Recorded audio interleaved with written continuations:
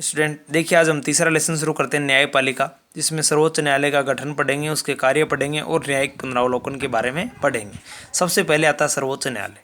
तो भारत का सर्वोच्च न्यायालय दुनिया के सबसे शक्तिशाली न्यायालयों में से एक है। इसकी स्थापना 1773 के रेगुलेटिंग एक्ट के द्वारा की गई थी। समाज में सभी नागरिकों के अधिकारों की सुरक्षा के लिए न्यायपालिका बहुत ही महत्वपूर्ण है। कानून का शासन या विधि के शासन का मतलब ये है कि धनी, गरीब, स्त्री, पुरुष सभी पर कानून बराबर रूप से लागू हो। न्यायपालिका की भूमिका यह है कि कानून का शासन हो, अर्थात किसी व्यक्ति विशेष का शासन नहीं हो, कानून का शासन होना चाहिए।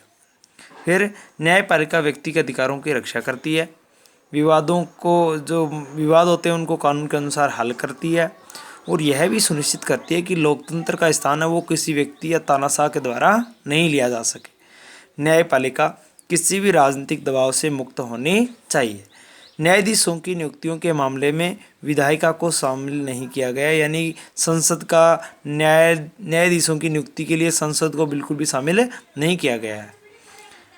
न्यायाधीशों के रूप में नियुक्त होने के लिए किसी व्यक्ति को वकालत का अनुभव होना चाहिए। जो हम न्यायाधीशों की योग्यताओं के बारे में योग्यता पढ़ेंगे, जब विस्तार से पढ़ेंगे।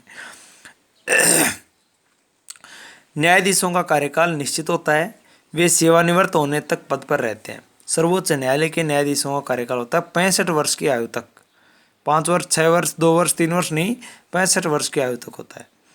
केवल अपवाद स्वरूप या विशेष परिस्थितियों में न्यायाधीशों को पद से हटाया जा सकता है। न्यायाधीशों के कार्यकाल को कम नहीं किया जा सकता।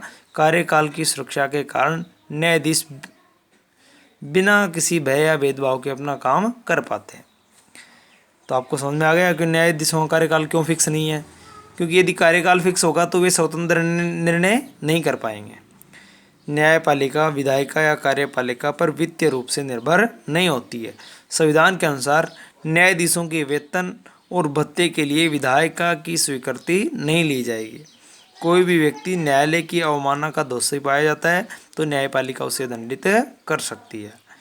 फिर न्यायिक अवमानना का मतलब होता है न्यायालय ने कोई आदेश दिया है और उसका पालन कोई व्यक्ति नहीं कर रहा है तो न्यायपालिका उसको दंड दे सकती है। फिर संसद न्यायाधीशों के आचरण पर केवल तभी चर्चा कर सकती है जब उसके विरुद्ध महाभियोग प्रस्ताव पर विचार कर रही हो। इससे न्यायपालिका के आलोचना के भय मुक्त होकर स्वतंत्र रूप से कार्य करती है। इतना आपको कर लेना है। धन्यवाद।